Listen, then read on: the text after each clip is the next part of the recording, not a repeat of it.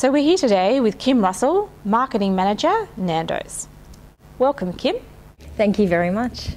Tell us about your Hearts on Fire campaign. Nando's is actually a South African company. Not many people know that, but and Nando's is also synonymous with adventure and the adventurous spirit. And recently our operations team actually went over to South Africa on a bit of an adventure expedition, if you like.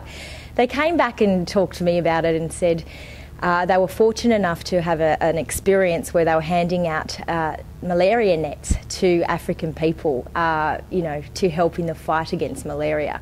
And malaria is something that not many Australians know about, and certainly I didn't understand the sort of severity of it, in that 2 people die every minute from malaria, which is absolutely huge.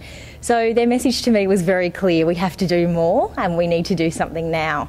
So what we did was we contacted United Against Malaria, and the African people over there are currently making some little bracelets themselves, which are these things here. Now, this is the first time that the African people have done anything to try and help themselves as an initiative. Usually it's the rest of the world coming in to help Africa, but this is an initiative that they are actually undertaking themselves to try and raise awareness about malaria and to raise some money to help out the people. So we got on board.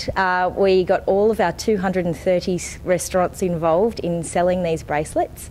We launched in May, and already we've managed to sell 30,000 bracelets through our outlets, and our aim is to sell at least 100,000 by the end of February. How did you go about rolling this out? How we launched it in Australia was interesting in that when they spoke to me, it was just before the World Cup, and we thought, well, with the eyes of the world on South Africa for the World Cup, what better time than to sort of highlight and raise awareness about an issue so prevalent over there.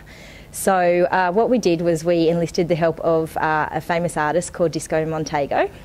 We composed a song which we called Hearts on Fire, and we got some partners on board that we trusted, being Nova and MTV.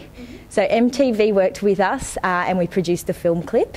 Yep. And Nova helped us sort of promote it and launch the campaign. So we had a big launch event in Federation Square where we had Disco Montego play, invited people to come down and be part of the making of the film clip, in fact.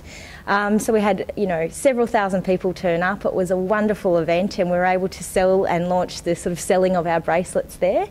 And from there it sort of rolled out. So we had a campaign that ran from a number of weeks on Nova and on MTV. And that was essentially the launch of our Hearts on Fire bracelet campaign. What's next for Nando's? I think what's important for Nando's in sort of 2010 and 2011 is we are in quite an amount of demand at the moment via new franchisees. So finding new locations, building better, more beautiful restaurants is definitely a focus.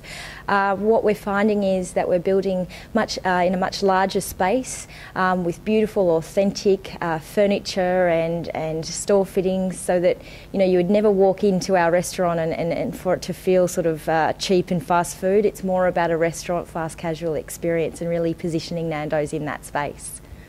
Tell us about the Nando's at Home range and how much an important part of the business this is for Nando's.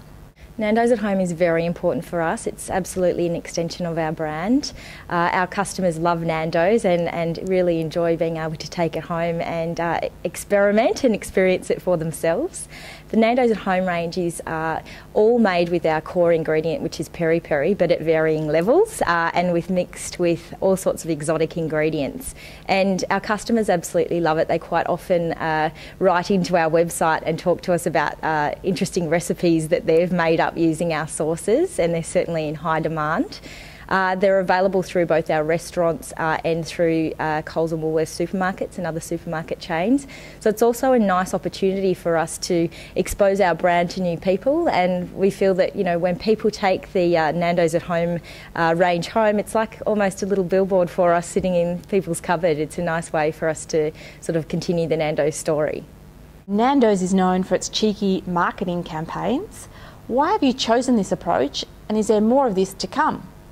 So Nando's is a very irreverent brand, and this is part of our sort of global brand DNA, so it's definitely something that will continue. How we articulate that, we try and keep it fresh and different with every campaign. But something interesting in terms of Nando's approach is our topical campaigns. So when we like to think of ourselves as a sort of social commentator, if you like. So if something big happens here in Australia or overseas, we tend to, like to have our say about it. So our press ad that we ran in today's Sydney Morning Herald after the announcement of the new Prime Minister was about clucking time, which we feel like might have reflected the sentiment of many of our audience. What's your view on the new proposed changes to food labelling?